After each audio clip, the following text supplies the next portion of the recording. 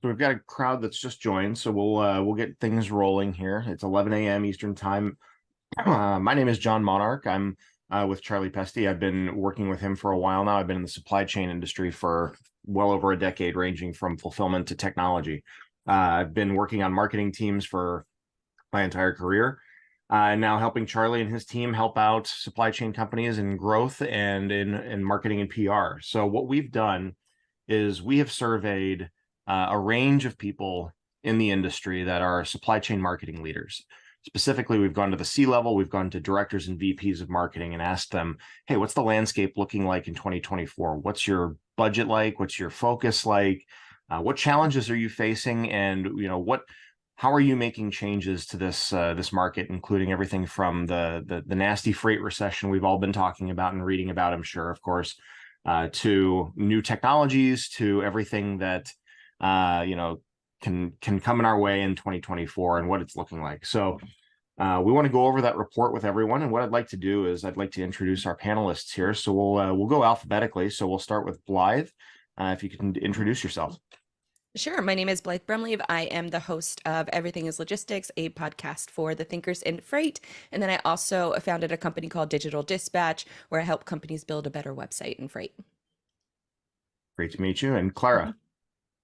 Hey, yeah, I'm Clara. I'm a co-founder and head of growth at a company called Carrier Source. We're a review platform for carriers, helping carriers build an online presence, as well as helping brokers and shippers find the best carriers to move their freight. So excited to be here. Glad to have you. And Gemma.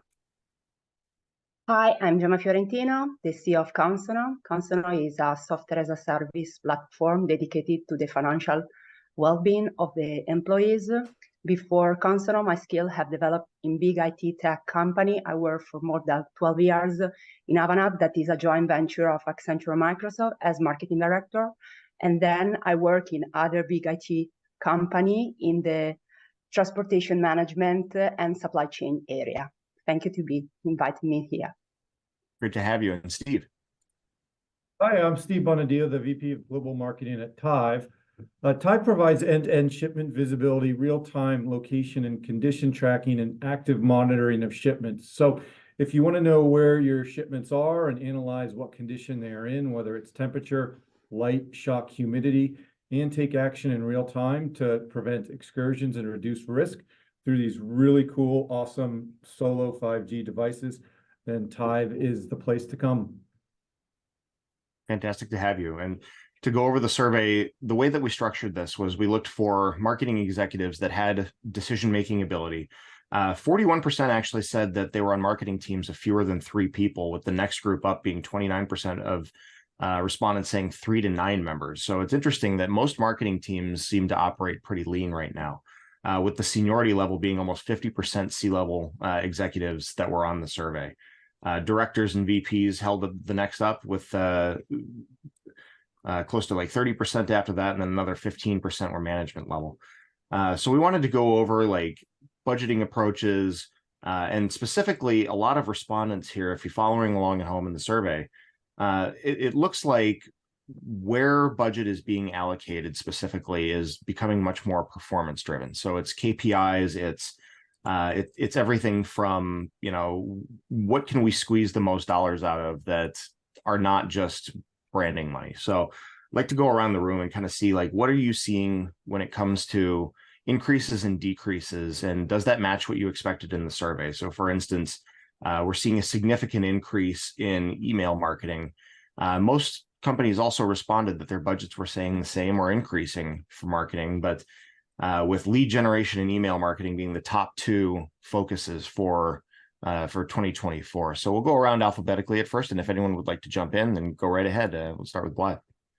Sure. So I think that is a really interesting takeaway, to know that a lot of folks, or a lot of marketers in freight, are expanding their budgets in 2024. Typically, what happens is that those budgets are being cut. People are being cut.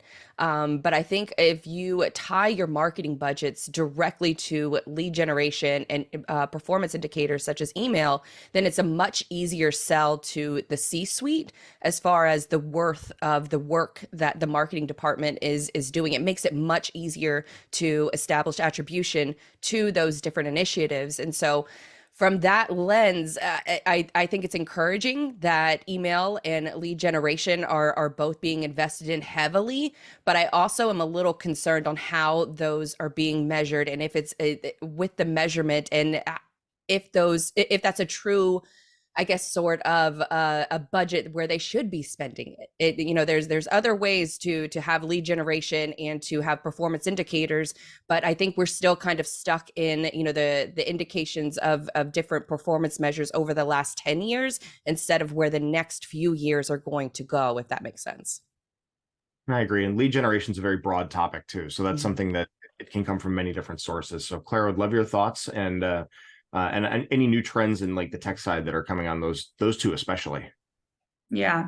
I mean, I was very interested in the report of the investment in the agility and spending, because that's something that we're definitely thinking about, is like, we're setting our budgets, we're planning our budgets, but then we're also being like, but this is all subject to change, like month by month, and really taking a bigger look at that more than we ever have before, of like, okay, maybe March will be way down in budget spend and then we can fly in April, and just having that ability and that flexibility. We are investing more in email marketing, and part of that is with the new rules that are coming out with Gmail and Yahoo starting February 1st, 2024. That will affect us. So we're just making sure upfront that we're ready to go and that we're ready to prepare for that. So no, it's interesting to see that money companies are focused on that as well. Would you mind describing what the rules are for anyone not familiar or anyone who isn't email heavy? For sure. So Gmail and Yahoo have recently released new guidelines that they will be upping their fight against spam, which is obviously a very good thing. But with that, they're making much stricter rules than has ever been the case before for email marketing email marketing resources.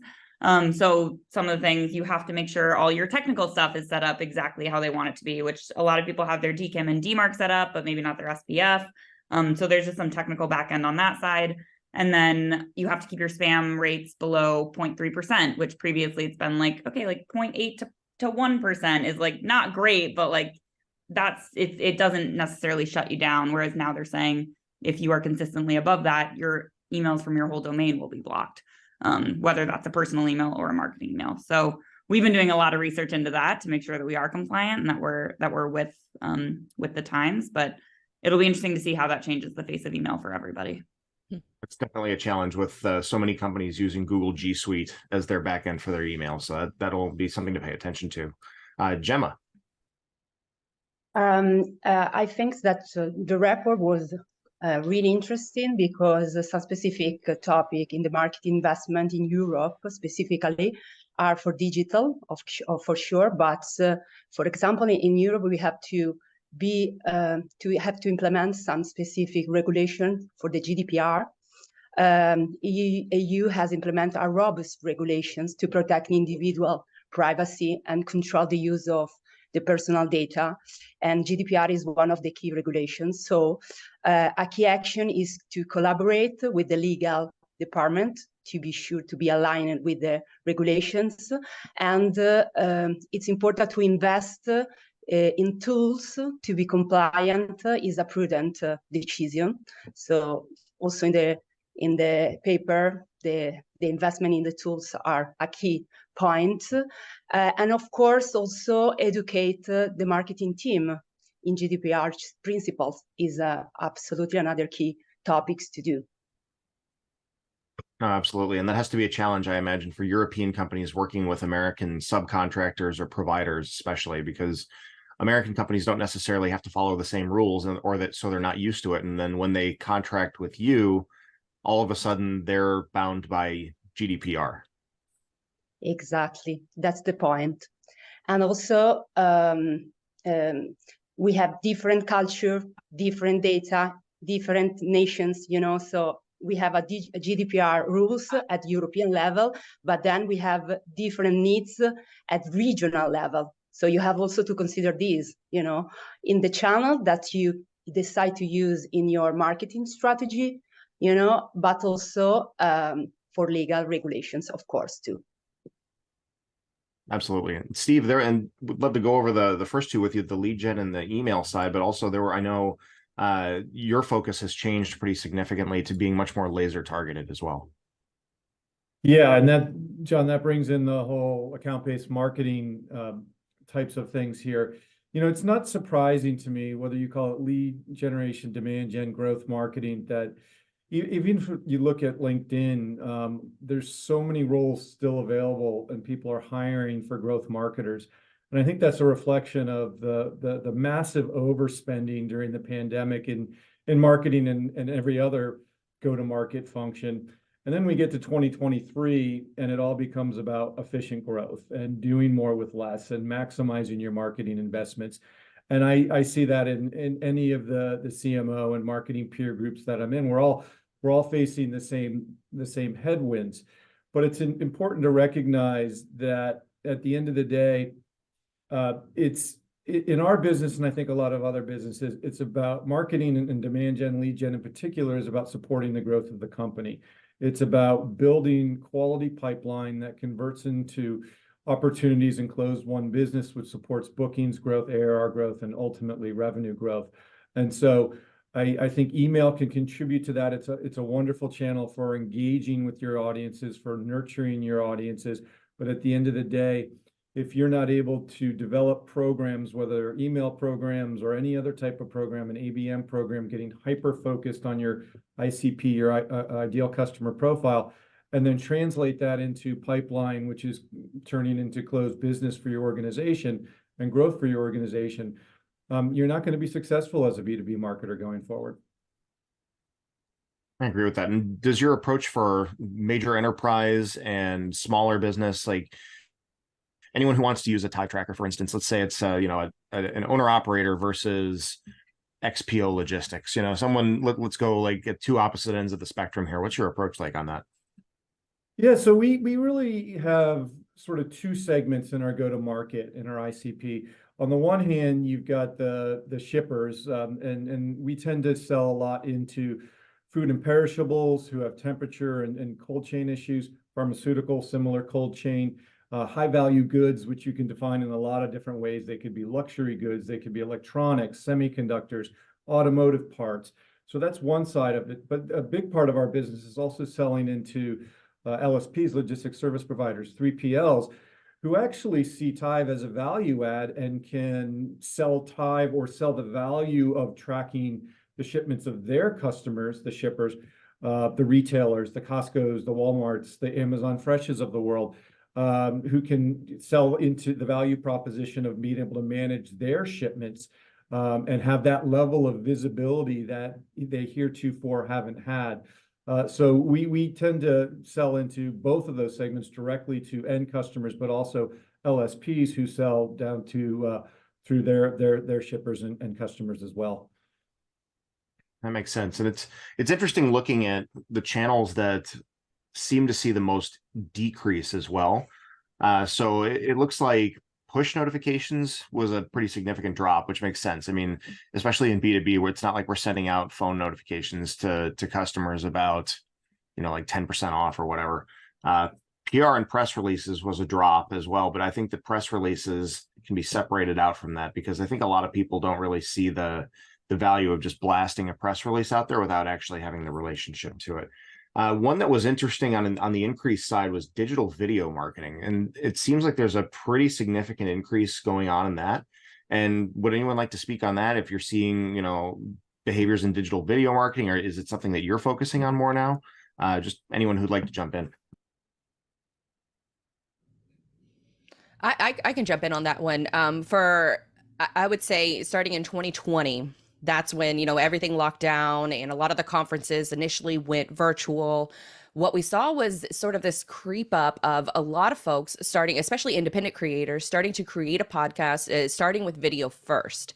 And so when they start with video first, it allows your distribution of that content to have a massive advantage, right? So you're thinking of your distribution from email to advertising spend to social media. And so when you start with video first, you're able to pull out interesting moments from that conversation, from that long form conversation, and be able to turn it into digestible clips, digestible bites of information. And so not only does it go to email, to social media, but it also transforms into text-based posts, pull quotes, blog posts, white papers. It really just lends itself to a variety of different marketing initiatives that you can do from an organic perspective. And then now there was, I would say there was probably about 20 podcasts at the time, both company driven and independent creators. But now I just saw a list the other day that was the top 100 supply chain and logistics podcast. And so this is growing dramatically, not necessarily for, you know, maybe like a news-based platform or a news-based initiative, but more so ways to connect directly with your customers, to connect directly with them. So you have that long form content, and then you can use the rest of that distribution strategy across all of your channels. So it's really quite remarkable the amount of growth that we've seen in video marketing. It makes sense. And it's funny because podcasts used to only be audio, and now it seems you must do video or else you're just lost in the, you know, in the pile there. I think there's also, because we gather reviews for people, and you can write a review on a trucking company, and you know, then you can use that review to help market your business. And we're getting more and more requests for, do you guys do video reviews? Like, can someone leave a video feedback of my company? And we don't have that yet, but it is something that we've started thinking about, because it's like, okay, we're getting requests from that, which is interesting. The other thing that I think, especially in our industry, that is helping video skyrocket is we are, I think, more and more distrustful of one another. There's so much fraud right now happening that, like, so putting a face to it, having, okay, I see who you are, I get a better vibe of what you are looking for, who, you know, how you interact with me. I think that helps skyrocket it too. Yeah, I would agree with that, Clara. We see that quite a bit. I mean, when we look at our stats for LinkedIn, and our CEO here at Tive, Kurnar Kanomi, whenever he shoots a quick little video on his iPhone, and posts it to LinkedIn with, you know, a couple sentences, by far and away, it gets more engagement than any other type of post, no matter how cool that post might be, no matter how relevant that content may. I think it's that human connection through video that really matters, and what engages with folks particularly through social channels. It's the TikTokification of B2B, basically. No, I'd agree with that. And it's funny because user-generated content was such a big deal in B2C e-commerce, apps, everything like that. And now it's finally spreading here to where, I mean, a good example of that is like, go ahead, I'm sorry. Sorry. What I can add here is that with the artificial intelligence now, is more easy to produce video content, you know. So also the technology tools to support our creativity, and also preserve our times to do content, you know. So that's the point of view of our future work, you know, in terms of marketing initiatives and activities. I agree. And I think that this leads well into the next part here, which is going to be the challenges that marketing teams and marketing leadership are facing in 2024 here. So everyone's bracing for, or already braced for, this freight recession and some kind of fear in general going forward into 2024, especially with uncertainty around the broader economy globally, uncertainty around conflict, around interest rates. And it seems like there's this broader shared sense of urgency around making things KPI driven again and reducing spending while making it deliver better. So like approximately 32% of respondents said that pressure to reduce spending in marketing and PR while also delivering higher sales and pipeline growth. So there's a lot on marketing teams for that. And then followed by 29% saying that the changing marketing expectations, including the need for direct sales and almost the merging of the marketing and sales team in some ways. So I'd love to go backwards on that. And we'd love to start with Steve on your thoughts on the challenges going forward next year. Yeah, I find it really interesting, John. We talk about growth marketing being a big lever to drive pipeline and bookings, but generally there's a pendulum. The more you're investing in growth marketing, the less you're investing in PR and brand. I think what we're going to see next year is that pendulum starting to come back into equilibrium as a consequence of the challenge in reaching your audiences, because everyone's trying to reach the same buyers out there. And just an anecdote, some data we saw about a week or two ago, when we looked at our top 50 keywords for all the keywords that we feel define what we do and what makes us valuable, the overall global traffic, has nothing to do with us, is down by about a third over the last 6 months. That means fewer people theoretically are in market, or at least searching for the terms that we feel are important to our business. Now, fortunately, our share has stayed the same or even increased a bit, but it's a smaller pie.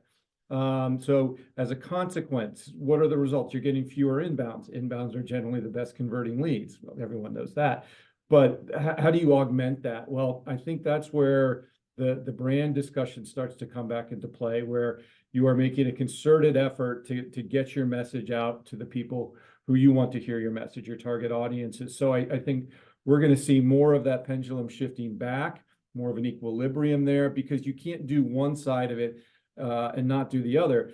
The downside is that it's very often hard to make a direct correlation between investing in PR and branded article or byline articles and all the great things that PR firms generate for you.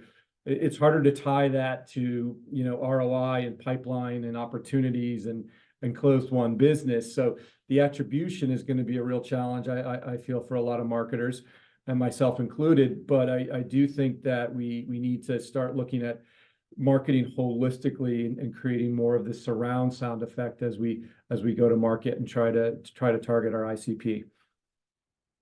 Makes perfect sense. And I'd like to just remind everyone in the audience that if you have any questions, please put them in the Q&A box, and we'd be happy to address them towards the end, and the panelists are able to address them directly as well. Gemma, what are your thoughts on the challenges that you're going to be facing in 2024? As I say before, there are a lot of challenges referring our the future activities that we have to implement in the marketing environments and tactics. I think, as I already say, GDPR is the key point, and find new tools to create new lead generation. For sure, all the marketing leaders, the key actions that need to be in their mind is how to generate more leads. That's for sure is the most important challenges. Then I would love to add one point from my point of view about the research that is not a challenge, but is a trend that emerged from the research. That's also the sustainability trends are really important right now. So in my opinion, the sustainability becomes a key factor in the business decision making. So as a challenge, as a marketer, maybe we have to more work in this direction to find good idea around this kind of topics, I would say, maybe. Makes sense. And I would say that, sustainability focused partners are going to be the challenge going forward then, especially for outsourced teams, and making that messaging both drive ROI, but also hit the actual sustainability message. And Clara, what are your thoughts on the challenges going forward? Yeah, one of our biggest challenges this year, and I anticipate it continuing to be next year, is that because we're so new, we've been around 3 years, but we're still pretty small. There's only 7 of us on our team, and so a lot of our efforts are convincing people that we're real and like teaching people who we are. So one of our biggest investments is probably partnerships going to be next year, because we want to be able to use leverage the audience that our partners have in order to help share with people who we are, tell them about what we do. So it's one of the bigger things that we're definitely going to be focused on. So you're having to do brand building in a time when brand building is much harder. Yeah. Yes, which has been hard but fun too. Blythe.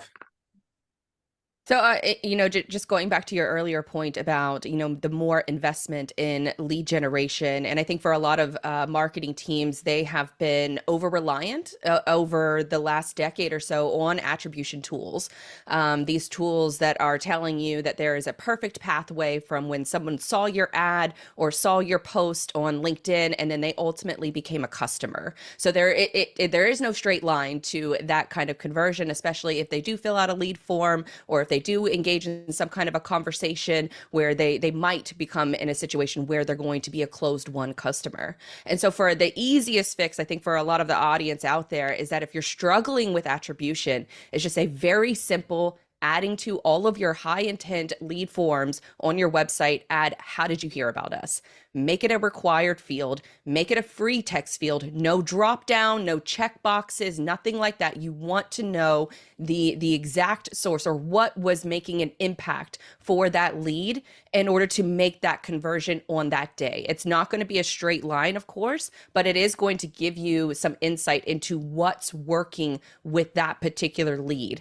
And so for, I think, a lot of marketing and sales teams, once you become aligned on how you're going to be measuring those efforts, then you can start exploring other opportunities. I have been preaching to the high heavens for a lot of marketers out there to get a note-taking tool. I use Otter AI. I know that there's several others out there, but having just that note-taking tool, being able to join your sales meetings and then join those sales meetings and get the takeaways, get the questions, get the verbiage of what's going on with these conversations, and then using that to fuel the rest of your marketing, where you're getting the copy for your website, you're getting the frequently asked questions that are happening on these sales calls, and then you can use that in your marketing throughout all of social media, email, pick your poison as far as what channel you're going to be at or where you're going to be creating content on, and spreading that general brand awareness. And then you tie it back for when that person is ready to buy, because 95% of these buyers are not in an active buying cycle.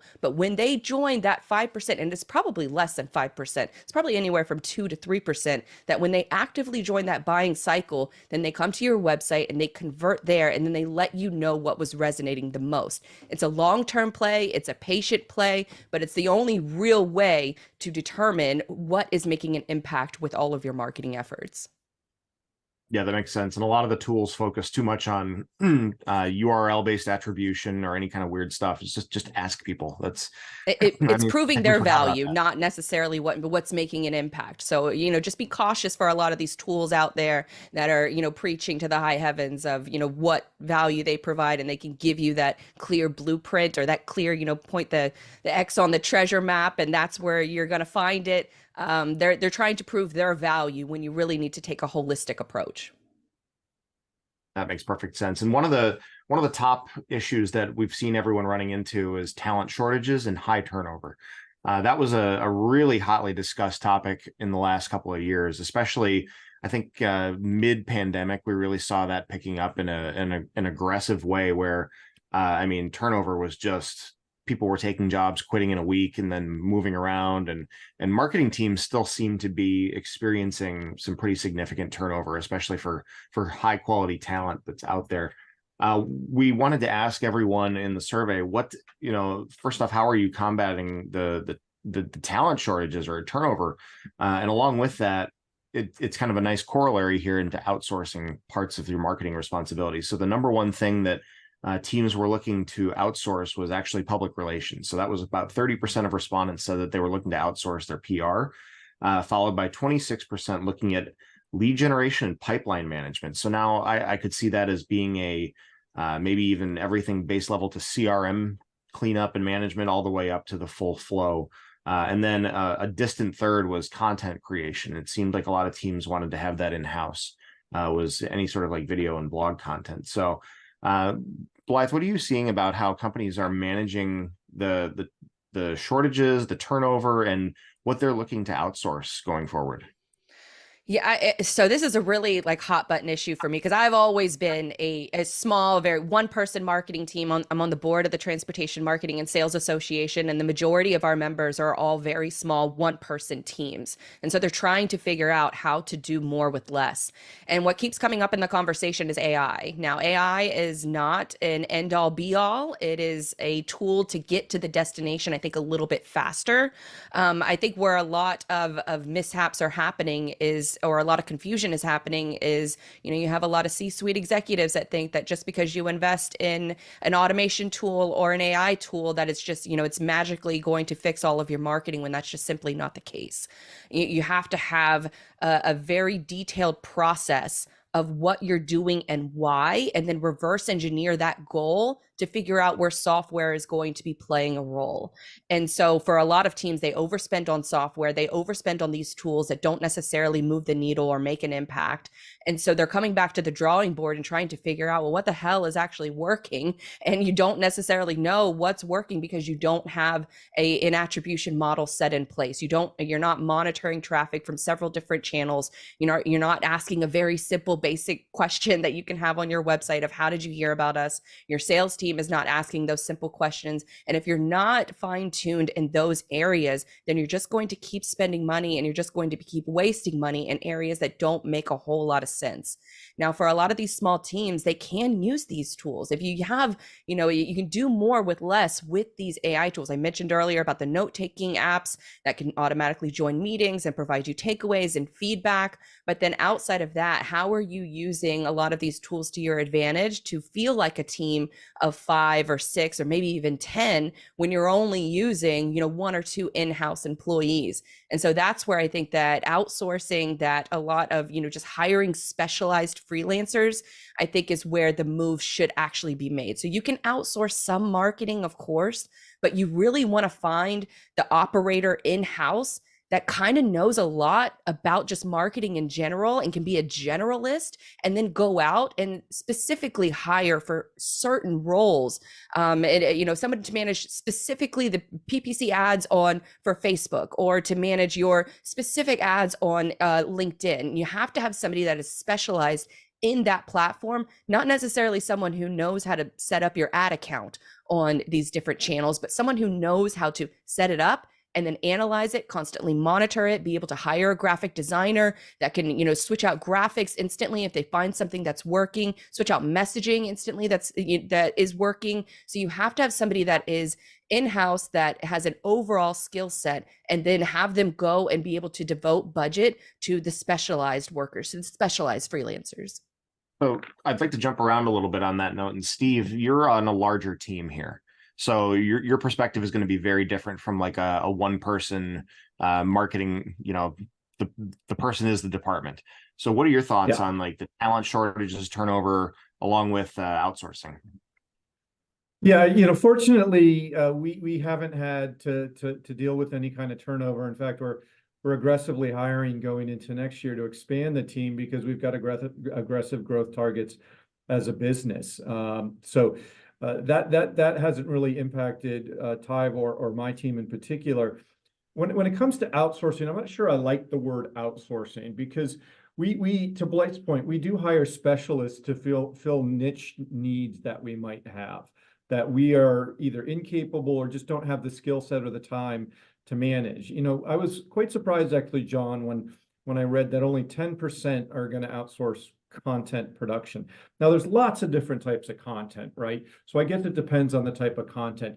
When I think about thought leadership content, I like to work with thought leaders in the industry to help build that content, and also organizations that have audiences that we might want to reach. So that could be one of the dives, that could be a FreightWaves, that could be one of the supply chain brains, that could be a Gartner, that could be a Forrester. The content developed by those folks, not only do they have audiences that we want to reach, but it tends to have a credibility factor. So that's kind of one side to it. But we also have some very strong content partnerships that help us with some of the day-to-day, our blogging, some of our use cases, case studies, things like that. In those contexts, we don't consider that an outsourced relationship. We consider them very much part of the team. They are on our Slack. We are slacking with them day in and day out.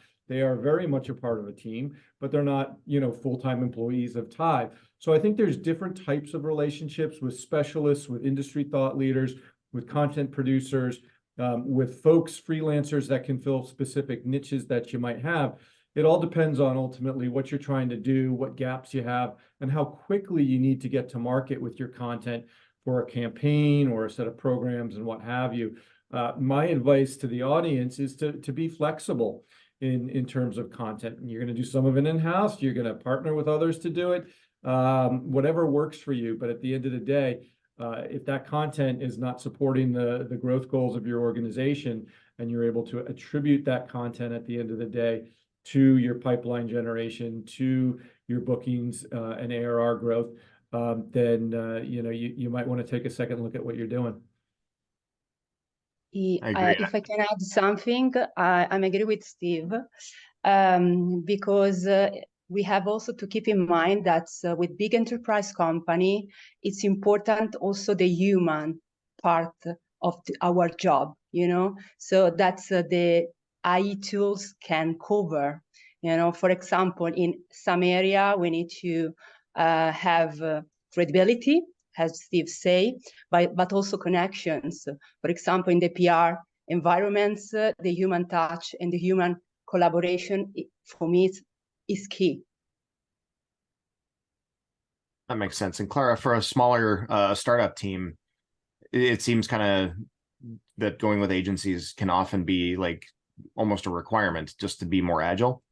Yeah, for sure. And that's exactly what I was going to say. Like the agility in budgeting, I think also speaks to the agility in agencies, agility in outsourcing. Like set up the expectations of like, here's how long we're going to run this, or here's how long we're going to do this. And if it's not working, don't be afraid to take the step back and be like, okay, that's not working right now for us. Maybe we'll try that again in 6 months. But setting up those expectations early with your partners of like, here's what we're going to try. If it works, great. If not, then, we revisit maybe later. And then the other thing I'll say is making sure that you align with your partners, with your agencies, that they understand who you are, what your business does, what your business is about. Spend the time invest the time in speaking to them about who you are and what you believe and what your company believes. Because especially for the content agencies, like that's so critical. You don't want any content to be being put out that is like not what you would align with and would say. So yeah, and if I could just add, on the agency piece, I mean, over my career, I've hired agencies for just about every marketing function. And one thing for the audience to look out for is finding that strategic partner, because I think all of us have hired agencies that talk a really good game, and they, for the first 3, 4, 5, 6 months, they do a really good job. And then, they take the senior people off your account, put the really junior people on your account, and then they start to do a really bad job. And you end up having to let go of that agency after 9 months or a year because they're just not getting it done. So I've worked with wonderful agencies that I've had long-term relationships with, but it's important to pick the right agency that aligns to your core values, that aligns to what you're trying to do, that is a true strategic partner in every sense of the word. It makes sense. And it's interesting to look at some of the results in the survey, because what companies seem to be expecting of agencies is surprisingly across the board. So only 33% expected partners to bring their own technology. And the most surprising one to me was that only 23% of respondents expected partners to function as an extension of their team. Every time I've been around agencies in any space, it seems like they join the Slack. You're communicating daily. It should be an extension there, because that way, absolutely, like you just said, the messaging becomes much more clear. They tie in together. It's not just a transactional relationship. So seeing only 23% say they expected that, I wonder if that's a difference in enterprise mindset versus small and startup. So what we'd like to start doing is we can move towards some of the questions, because there are some really good ones from the audience here. One specifically is, what are the best channels for just regular old freight forwarders at this point? Like 2024 is a challenge for them as well. That's still aggressively B2B. What is that looking like? Is there anyone who'd really like to jump on that one?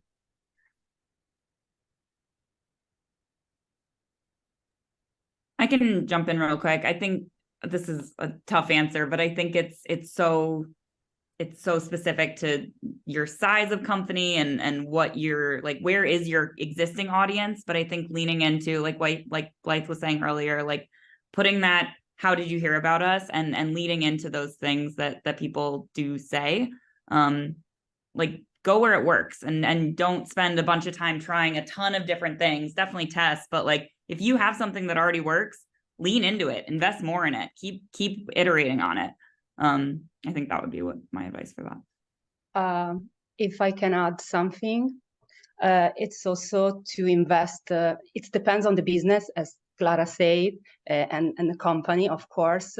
But if we are speaking about B2B, email marketing, in my opinion, is the best way to create lead generation. I try different tools, different marketing activities, events, and so on. You know, everything can support the lead generation, but email marketing for me is what really create hot lead generations. So that's How do my you point find of the view. data for companies that, I mean, I guess let's say you're a freight forwarder and you focus on a very specific type of cargo. You should only be going for the data for, you know, if it's what you're familiar with, I would say, would be my guess. Yeah, Like, I found some specific contents using LinkedIn, for example. I think that LinkedIn is an amazing tools to use to create connections, for sure, in B2B. So I would suggest this one, you know, in a direct way also. Yeah, and I think to Gemma's point, as a freight forwarder, let's say, John, you mentioned a freight forwarder that has a very specific type of cargo. Create a newsletter, an email newsletter, and bring some interesting perspectives on the different aspects of shipping that very specific piece of cargo and best practices. So bring a thought leadership element into that. The second piece, which anyone can do fairly easily, and I think can hire some quick expertise, whether it's freelance or otherwise, is to experiment with just some very simple Google pay-per-click, Google paid search. That again, if you're shipping a very specific piece of freight, and that can tie back to your website or to your thought leadership content, so it can be content driven or topically driven. It could be driven based on the type of cargo, but you can get started relatively easy. You don't have to spend thousands and thousands. You can bid $500 for a month and see what that gets you, and if it brings any inbounds to your site. But the key point here for, I think, any marketer, particularly if you're a freight forwarder, you've got a very small or maybe a non-existent marketing group, is to experiment. You don't have to spend a lot of money. A/B test, all the things us marketers know how to do. They're not particularly challenging when you think about it, but it's important to always be experimenting. so it's perfect to tie this into one of the next questions, actually, and I'll let you continue on it, Steve. It's so I'd like two perspectives on it, basically. As one is the GDPR perspective and one is the non-GDPR perspective. So Steve, it seems like everyone's leaning towards email marketing. How do you get the emails, and how do they rank against personal emails and LinkedIn? Yeah, so I mean, when we look at GDPR, we don't look at it only from whatever 28 European Union companies or countries that you need to be compliant across. We're looking at as a global issue, and inevitably, if you peel away California, which has its own set of rules, email is going to get more restrictive. We talked earlier on, Clara, about some of the new rules with Gmail and Yahoo. So it's better to be compliant than not compliant. The first rule for any marketer is never, ever, ever buy a list. If you do, you're going to get in trouble. You're going to get blacklisted because they're going to sell you some junk. And you're going to get a 70% undeliverability rate, a lot of spam complaints, and you could get blacklisted by your email service provider. The way we like to do it is partnering with the right folks in the industry. So maybe we run some programs with FreightWaves or Supply Chain Brain or Food Dive if we're going after a perishables audience. And you know, we work to create some great thought leadership content. We promote that content not only via email, but via multiple channels, social, both organic and paid. We could do a webinar based on that content. We could run ABM programs based on that content. And they're promoting on your behalf, and they're bringing in context of their audience, their subscribership, their readership, people that you know you want to reach and engage with. And so they're able to bring those into you. You mentioned free email addresses. I think the greatest tip I have for any email marketer is, unless you're in B2C, and this is a completely different beast, but if you're in B2B, we don't allow free email addresses. We don't email to them. We purge them from our database. They're of no use to us at the end of the day, because you can't match them against an account unless you really want to do the work of trying to work with a company that can do that work for you, but it's not worth the time. We don't allow Gmail or free email addresses to fill out our forms on our website. It's just way too much hassle. And with all these new rules, like with Google and sending emails to gmail.com addresses, you can very quickly find yourself in trouble. So we don't even bother. It's not worth it. That makes sense. And so it's to continue through the questions here, and I'd love to get the opinions of Clara and Blythe on this one specifically. With AI now able to crank out seemingly limitless content, will content run the risk of becoming irrelevant, low value commodity that's just not taken seriously anymore? The crappy content will. The good content, if you rise above it, if you actually invest in good writers, founder-driven marketing, which is probably the most powerful as far as marketing initiatives are concerned, as an executive on the C-suite team or a subject matter expert within the company recording a quick video, establishing that trust, establishing that face-to-face.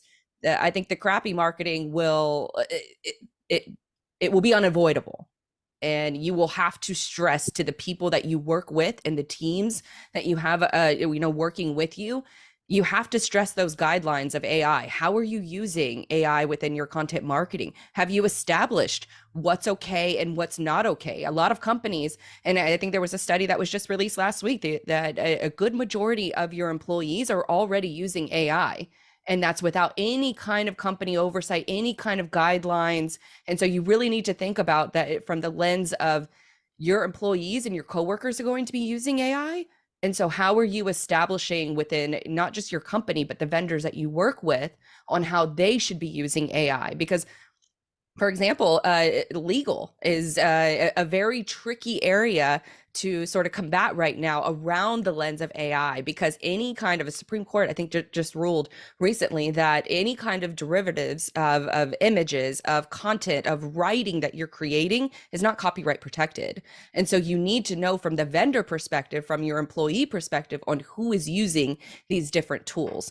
Now, AI is still at a very baseline level, but it's today is the worst it's ever going to be. It's only going to continue to get better. So companies need to be thinking about how they're using these tools, how they're allowing their vendors and their internal employees to be using these tools. But because of the commonality of those tools and the ease of them, that it's only going to create more content to sort of wade through the waters of what is actually real, what's, a value to get in your social media feeds, in your email, because it's just going to continue to explode. And so if you can invest in a really good writer or a really good subject matter expert or founder-driven marketing strategy, that should be your ultimate goal, because that is going to be the content that resonates with people, not a blog post that you post into, ChatGPT and ask them to write 5,000 words. That is going to fall by the wayside. That type of content is going to be ignored.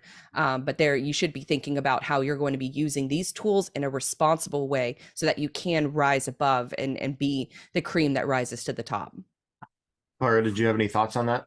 I 100% agree with Blythe, and I'll just add two things.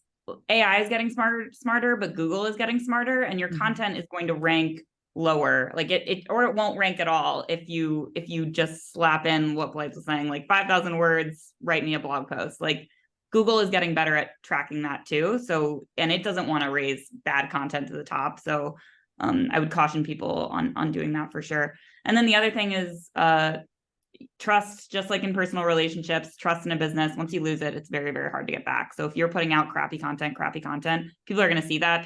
People can read AI now. We understand like this is an AI, but you see LinkedIn posts and it's like, cool, that's AI. This is actually what someone is thinking. And you'll lose people, and it will be very, very hard to get them back and to convince them to come back. Yeah, there's a massive credibility gap. I'm not going to mention any names, but mainline publications and journalists, or chat bots replacing journalists and then pawning that off as real people generating that content. The few things we see in the news about that, it is dramatically eroding their credibility and brand as news organizations or whatever you want to call them. So you really do have to be careful, because it's not a replacement for humans. It can augment and help you with a lot of things that you're trying to do. One thing I was doing a couple of weeks ago is we had a list, and one of the folks on my team said, well, we just have a list of like 400 company names. We need the domain names. And I just, for fun, I just dumped it into ChatGPT. I dumped a list of account names. I said, can you generate all the domain names for this? It did it in like 10 seconds. I'm like, wow, okay, that's a really good, useful thing for a marketer. You throw a list of account names in ChatGPT, and it gives you all the domain names. That's a cool use case. But replacing, humans who are writing real prose, no. Another real cool way to use ChatGPT is to analyze the competitions.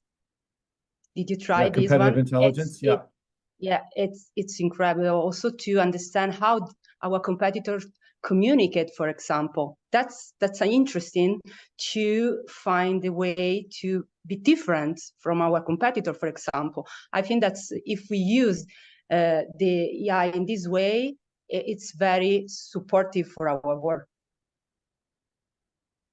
That makes sense. I'd like to jump on another question here, and that's, is sponsoring events going to be useful in 2024, you think? And now everything from, large booths and parties all the way down to just attending the event in a lean team. I'd like to go around kind of the room on that without naming any specific event names or anything, but if you've got value from it, or you're seeing that, having an enormous booth is actually a value to you versus just kind of being a lean team. So I'd like to start with Steve on that one.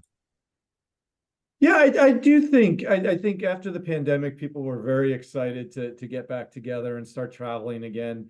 And I do think events have a role in any kind of marketing portfolio.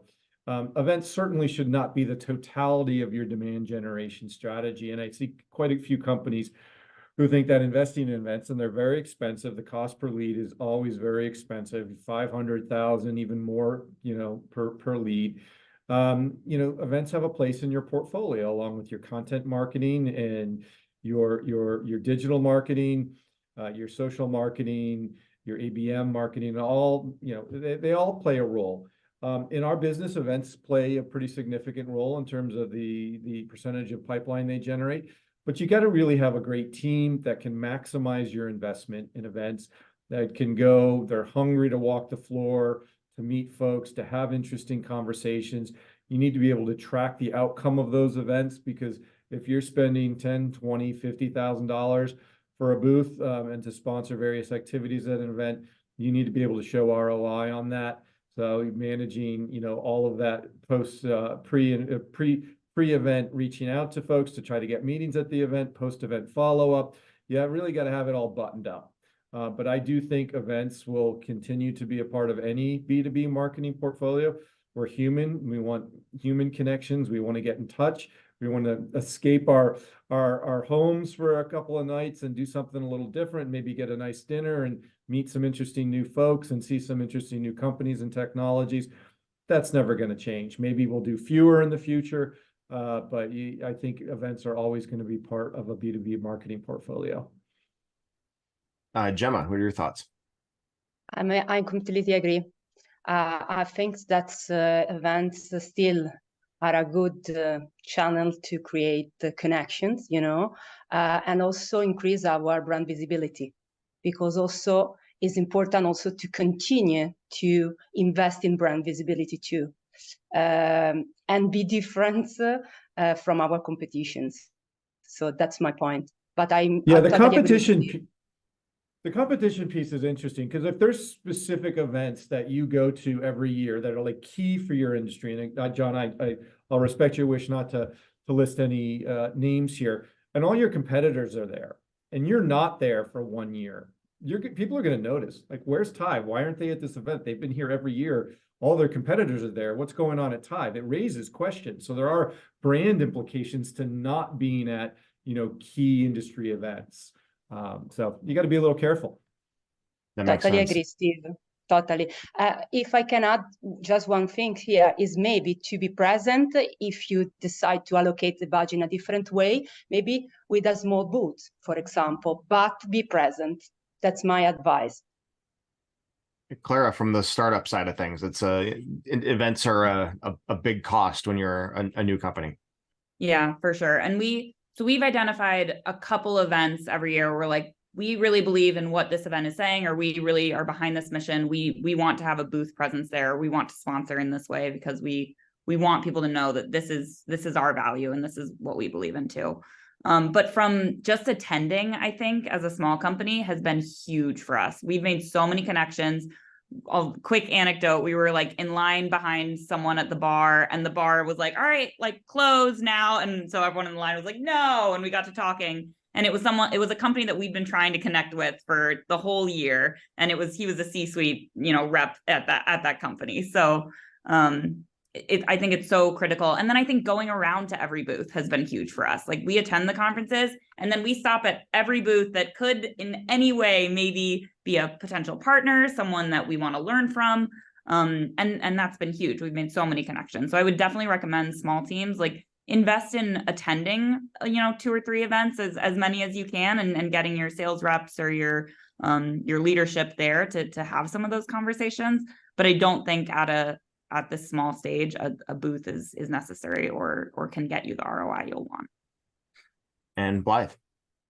It's really interesting to hear it from the enterprise level to the startup level. And I think what frustrates me the most is when I see an SMB or a startup that will invest thousands of dollars into booth space, thousands and thousands of dollars into booth space, but they won't have video marketing. They won't have a video podcast to connect directly with their customers. I think the importance of live events cannot be understated simply because of the conversations that you can have from booth to booth or even at the lunch table, different networking events and things like that. That is where, to me, with all the events that I go to, that is where I have the most bang for my buck. But I think for a lot of the SMBs and startups, if you're going to be dropping 50 grand at a conference, think of what you could do if you invested that into a content marketing plan where you start off with a video podcast and you have the opportunity to have a keynote speech on LinkedIn every single day and reach that massive audience. So just think about it from that lens too, that you can play in both areas, but where you should be putting your priority, especially in the initial stages, or if you're working on a small budget, then you really need to be investing and creating that feedback loop with your customers by creating content, sitting in on sales meetings, and reiterating from there and remaining agile with your spend. But I would agree with Clara that attending the conferences, there's really, I don't know what kind of value you can put on it as far as like from a dollar percentage or from a dollar perspective, but it is worth it to attend these conferences that make sense for your audience. Just one more thing to add on that. I think also apply to speak. A lot of conferences you don't need to sponsor in order to speak. People are looking for speakers. So if you have something that you want to talk about, like we've had a couple conferences where we've been able to speak without investing any more money in it, just because they're looking for speakers. So shoot your shot. Yeah, absolutely. Well, we're running up against time. So what I'd like to do, I'd like to thank all of our panelists for being a part of this. This was a really great experience. And I think we went over the survey very well and all the challenges and just different ideas that are coming up for 2024. Want to remind everyone to invite you to download a copy of the report as well. And definitely reach out to our panelists, reach out to our team as well. And we're happy to always discuss everything. And once again, hope you have a great rest of your day. And for those of you watching the recording, thank you so much. And we appreciate everyone being here, especially our panelists. Thank you so much, everyone. Thank you. Thank you. Bye. Thank you, guys.